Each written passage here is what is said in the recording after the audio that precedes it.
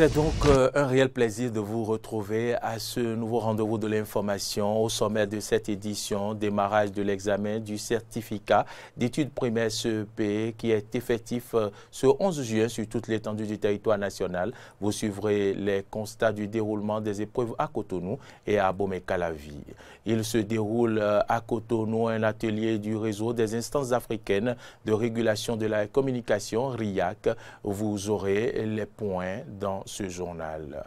De nombreux magasins restent fermés, même si la circulation reprend timidement à Khartoum au deuxième jour d'un mouvement de désobéissance civile. Voilà pour le sommaire.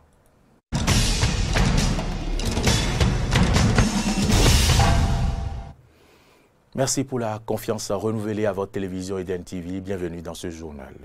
Je vous l'annonçais en titre, démarrage ce mardi 11 juin 2019 sur toute l'étendue du territoire national des épreuves de l'examen du certificat d'études primaires CEP. Horacia Djodji est allé faire le constat au thème de la première épreuve à l'école primaire publique Bougamé Sud, image Romaric de Vauchy.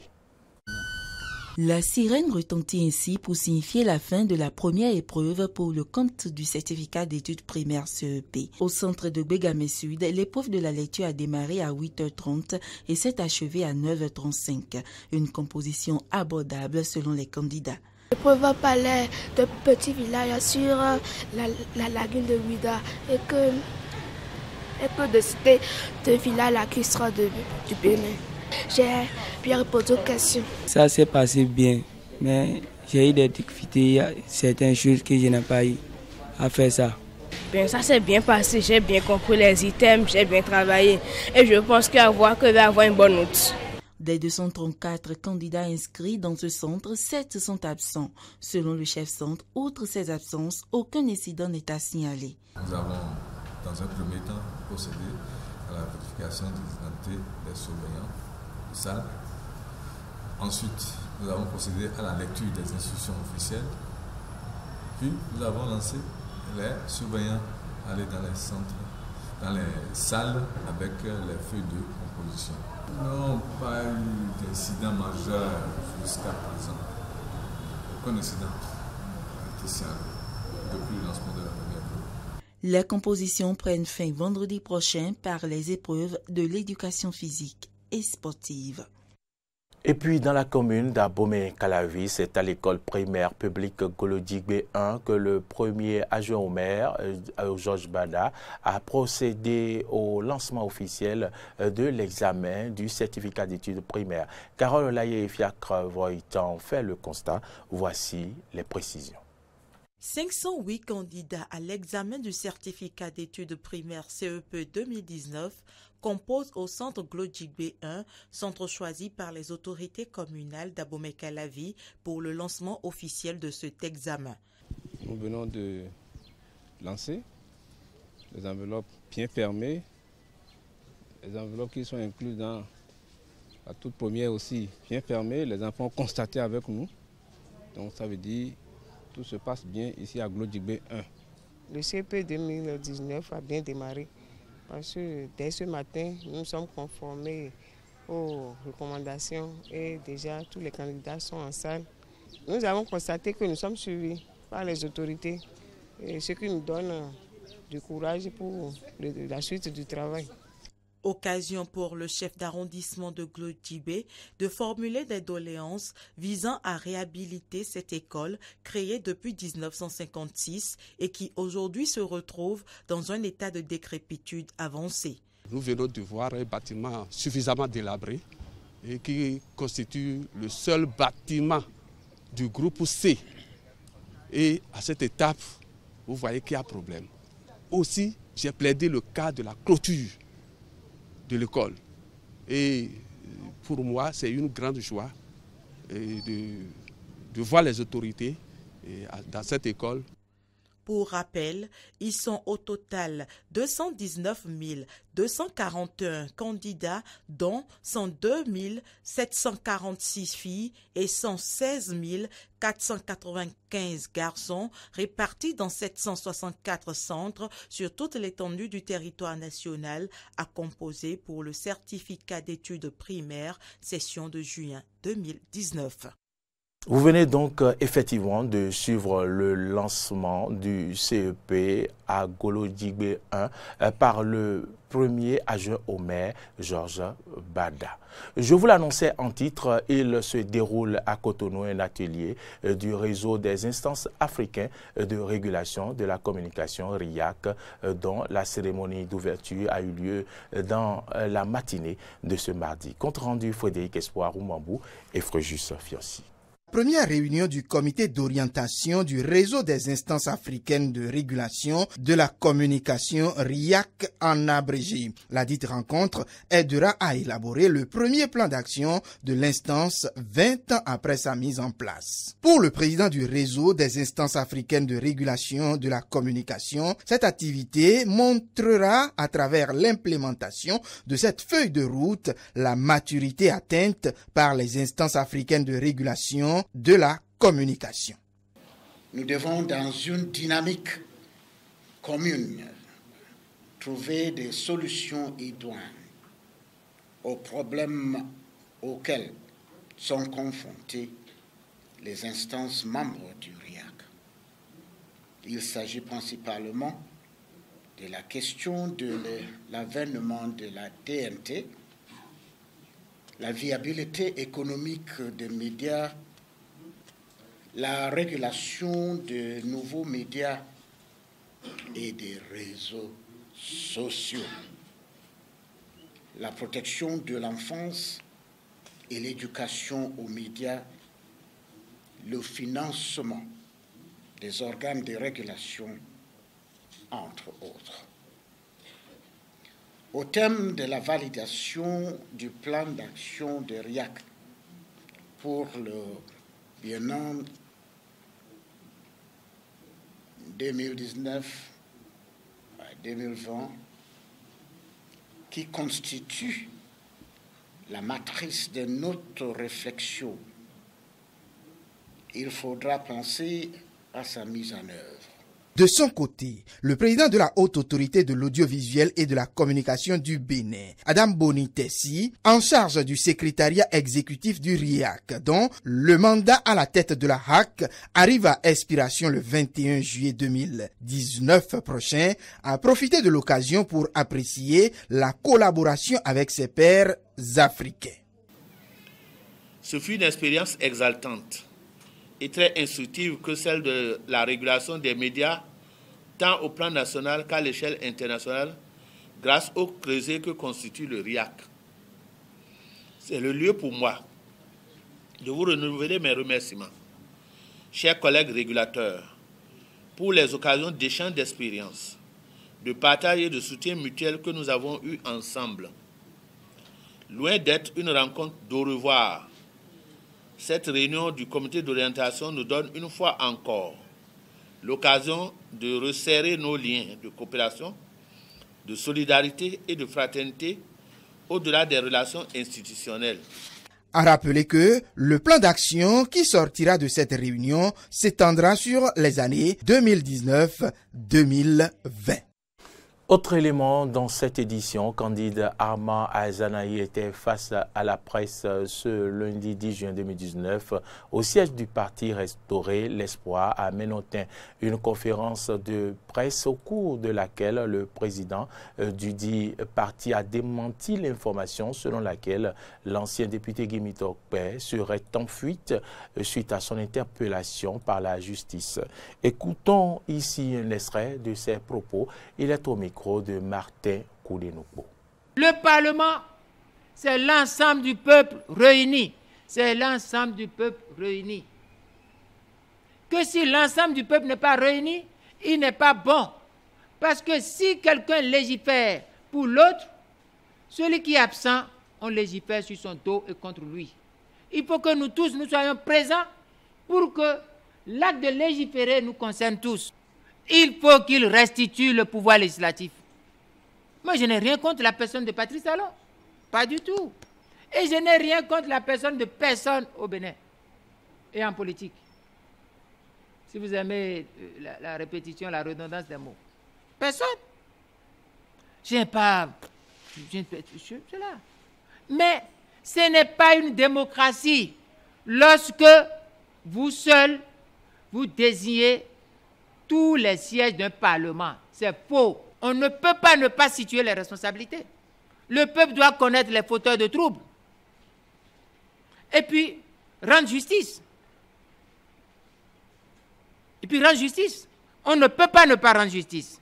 Mais avant tout, réhabiliter la mémoire des innocentes victimes sur le cas Mitokwegi. J'ai beaucoup appris des échappements des petits chiots affamés, sots et ignorants, que nous appelons sous le triste sobriquet de clébés.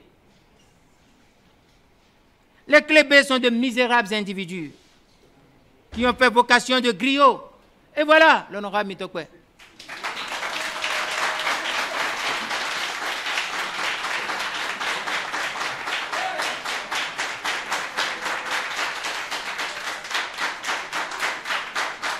À ceux qui pensent qu'il faut persécuter les autres, je leur dirai, arrêtez-nous. Arrêtez-nous.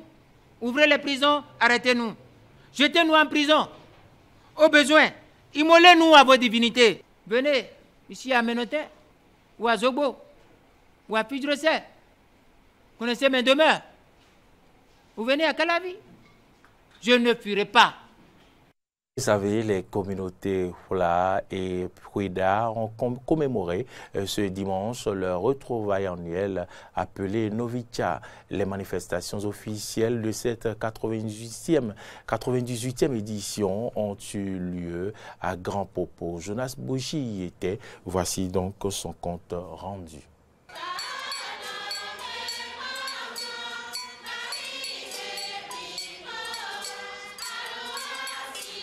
Les habitués à ce rendez-vous annuel de Novicha à Grand Popo ont déploré que celle de l'année 2019 n'a pas drainé autant de monde que celui des années précédentes. Mais cela n'a terni en rien l'éclat des manifestations habituelles qui font de Novicha la plus vieille des retrouvailles au Bénin depuis 1921. Célébrée à chaque Pentecôte, Novicha se veut une manifestation d'amour et de fraternité entre les Béninois par l'œuvre de l'Esprit Saint, et l'évêque de Lokossa n'a pas raté l'occasion de la 98e édition de Novicha pour adresser ce message aux Béninois. Je voudrais que cette célébration du 98e anniversaire de Novicha soit pour nous un retour vers le Dieu de vérité. Les petites parcelles d'autorité qu'il nous a données doivent aiguiser le sens de nos responsabilités et nous mettre au service de tous. Nul n'est plus grand que sa terre. Nul n'est plus intelligent tout seul. C'est ensemble que nous allons construire ce pays, avec le concours de tous, quel que soit le bord ou la couleur politique ou idéologique. C'est avec le Bénin que nous avons signé un pacte social. Novicha, c'est aussi et surtout les pique-niques à la plage de Grand Popo. Mais avant que les participants n'entament cette partie très attendue des retrouvailles, ils ont eu droit à ce message du président de Novicha. Grâce à votre présence renouvelée à nos côtés, en ces moments de retrouvailles fraternelles, culturelles et festives, l'association Novicha se renforce, s'enracine et se consolide d'année en année. L'association Novicha est devenue un label, voire un modèle qui suscite la sympathie et surtout est inspirée par tous. Depuis l'année dernière, Novicha se célèbre en 2 volets. Et cette année, c'est à Glangandan, dans la commune de Semekpodi, qui accueille le 2e volet des manifestations de Novicha. À la fin de cette messe dite par l'évêque de Lokossa, Monseigneur Victor Agbanou, dans le cadre de cette 98e édition de Novitcha, certaines personnalités se sont prononcées. Ils sont au micro Eden TV de Jonas Bouchi. Ça fait plusieurs années que je viens à cette fête de Novitcha, comme je vais à d'autres fêtes socio-culturelles. Et ce que je veux dire pour l'essentiel, c'est que ce message de la Pentecôte, ce message de l'Esprit Saint est un message à l'attention de tous les chrétiens, mais aussi de tous les citoyens béninois. Et donc je veux souhaiter bonne fête à toutes les communautés rois et surtout souhaiter bonne fête à tous les Béninois. Dire que cette célébration, qui est une commémoration d'un message fort de Dieu, doit être pour nous aussi l'occasion de nous dire que nous appartenons à la même nation et que c'est ensemble que nous construirons notre pays. Novitcha nous permet de faire les retrouvailles. Nos frères de la diaspora reviennent. Et ils sont souvent aussi suivis par leurs amis, viennent avec leurs amis, leurs frères. Tous ceux-là descendent ici au Bénin pour voir comment ça se célèbre. Et tout ça là, ça fait partie du tourisme. Quand ils viennent, ils achètent, ils dorment dans des hôtels. Je pense que ça rentre dans le cadre du PAG. Nous devons absolument chercher à voir et à comprendre l'intérêt que nous avons à véritablement nous resserrer les liens, à vivre dans cette fraternité. Et ce que nous partageons de bien dans cette fraternité. Si une communauté s'intègre, je pense que les filles et fils de cette communauté ne peuvent qu'en tirer profit. Et je crois que c'est pour ça d'ailleurs que nous devons tout faire pour renforcer cette fête, consolider la fraternité et pour aller de l'avant. Restons avec Jonas Bouchi qui a assisté fin semaine écoulée au reboisement d'un domaine, à la résidence du préfet et à la messe cathédrale, à la messe bien sûr cathédrale bien sûr de Lokossa, à la messe à la cathédrale de Lokossa, une initiative des différentes unités des forces armées du département du Mono dans le cadre de la 5e édition de la journée interforce. Suivez. Ensemble, prions le Seigneur. Des éléments des différentes unités des forces armées béninoises dans une église pour se soumettre à l'autorité de Dieu afin de bénéficier du Tout-Puissant, grâce et protection divine dans l'exercice de leurs fonctions. Cela se passe à la cathédrale Saint-Pierre-Claver de Lokossa ce samedi 8 juin 2019 dans le cadre de la 5e édition de la journée interforce dans le département du Mono. L'organisation de cette fête s'inscrit dans le cadre des activités de l'aumônerie militaire qui a pour pastorat les missions de soutenir moralement les forces armées en étant à l'écoute et très proche de chaque élément, en travaillant pour la résolution des conflits dans les unités et entre les unités et en proposant le soutien spirituel à ceux qui le veulent. Quand la formation militaire et paramilitaire a réussi à faire de ces hommes et femmes des forces humaines au service de la sécurité de la nation, il n'y a que Dieu qui puisse s'occuper de leur sécurité. D'où l'importance d'une aumônerie militaire pour une assistance spirituelle aux forces armées, à en croire le préfet du département du Mono.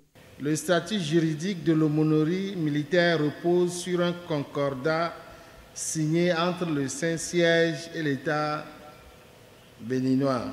Elle a pour mission d'assister moralement ou spirituellement autant que possible la troupe indépendamment de toute considération religieuse et conseille ses responsables pour l'unité et l'harmonie entre les différents corps. La célébration ce jour de la 5e édition de la journée interforce du département du Mono s'inscrit dans cette même perspective.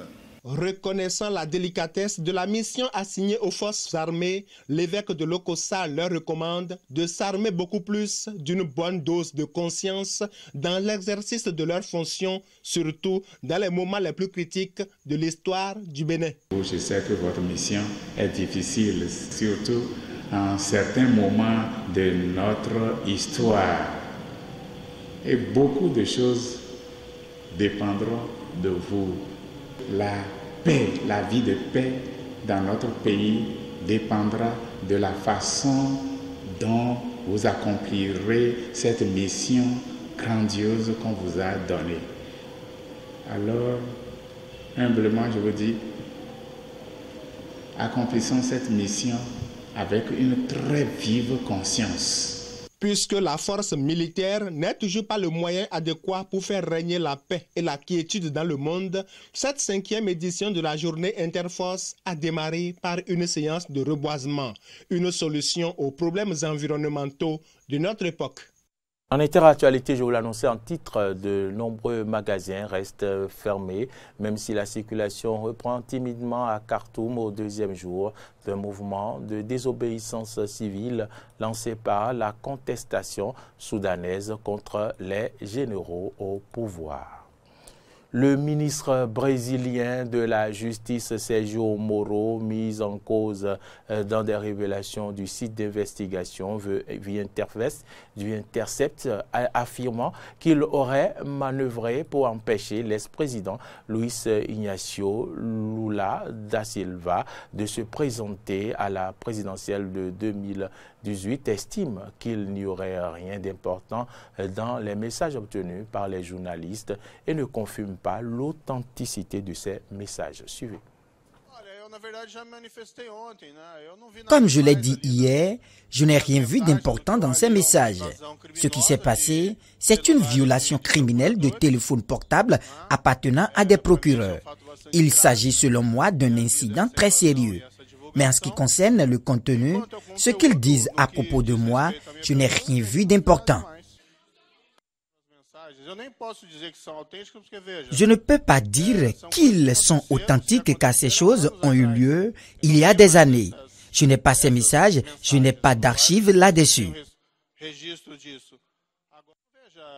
Les juges parlent aux procureurs, les juges parlent aux avocats, les juges parlent à la police. C'est normal.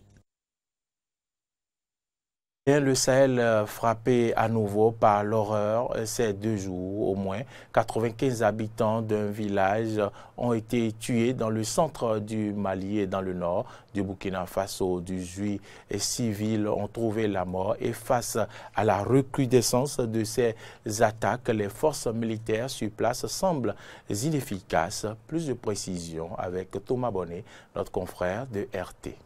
À la mi-mai, Bruxelles a accueilli les ministres des Affaires étrangères des pays du Sahel. Et ce qui est ressorti de cette rencontre, eh bien, ce sont les désaccords et une forte inquiétude. Inquiétude notamment de la chef de la diplomatie de l'Union européenne qui a affirmé que la sécurité se détériore dans la région et ce, en dépit de l'augmentation des efforts des pays européens. Et c'est vrai que sur place, la situation est préoccupante. De nombreuses attaques ont eu lieu ces derniers temps, notamment au Burkina Faso. On se rappelle évidemment des 2 soldats français qui ont perdu la vie pour sauver des otages.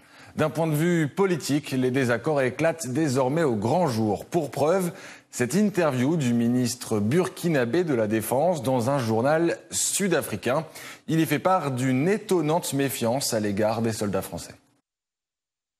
Les Français ont près de 4000 hommes dans la région. Ils disposent de toutes les ressources militaires et technologiques. Aussi suis-je étonné qu'ils n'aient pas été en mesure d'éradiquer cette bande de terroristes. Nous nous posons beaucoup de questions. S'ils le voulaient vraiment, ils auraient pu les battre. Alors, ont-ils d'autres priorités ? Un ton qui a complètement changé ces dernières années. La présence de la France dans des pays tels que le Mali n'est plus perçue de la même manière. Le diagnostic du général français Bruno Clément-Bollet est sans appel. Quand je vois la perception que les populations locales ont maintenant des forces dites étrangères, des acteurs étrangers qui sont venus pour les aider, c'est assez effrayant. Quand on me dit qu'une colonne française qui sort de son cantonnement se fait caillasser, je me dis qu'il y a quelque chose qui se passe qui n'est pas normal. Le général dresse un bilan désastreux de l'opération Barkhane et du G5 Sahel. Inefficace, inopérante, la coopération des forces armées des 5 pays concernés serait plus que limitée. Si on récapitule, on a donc une opération militaire française contestée et des faiblesses dans les armées locales. Le tout dans un contexte de plus en plus tendu où les organisations terroristes progressent, tout comme les conflits ethniques. Alors, Quel avenir pour cette région si sensible? Eh bien, la fin du mois de juin sera décisive. Le 27 juin, précisément, le Conseil de sécurité des Nations Unies doit se prononcer sur la reconduction de la MINUSMA, mission qui mobilise plus de 12 000 personnes, dont des casques bleus. Le programme est coûteux, plus d'1 million de dollars par an, et certains pays, tels que les États-Unis, prônent une réduction des effectifs. Une décision qui serait très risquée, car selon les propres mots du chef de la diplomatie malienne, la menace est en train de s'étendre et elle dépasse maintenant clairement les contours du Sahel. Et nous constatons depuis quelques semaines qu'il y a une extension de la menace hors du Sahel. Que le Bénin, le Togo, que le Ghana, il y a des préoccupations dans ces pays-là. Nous avons comme l'impression qu'il y a une volonté de ces organisations à faire jonction avec Boko Haram.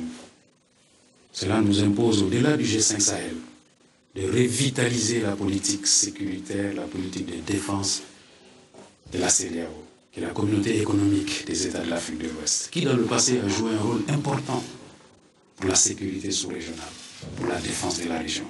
Le développement économique de la région apparaît aujourd'hui comme une des seules solutions viables à moyen terme. Mais à mesure que le djihadisme progresse et se répand dans plusieurs pays africains, il apparaît de plus en plus compliqué d'endiguer ce phénomène inquiétant.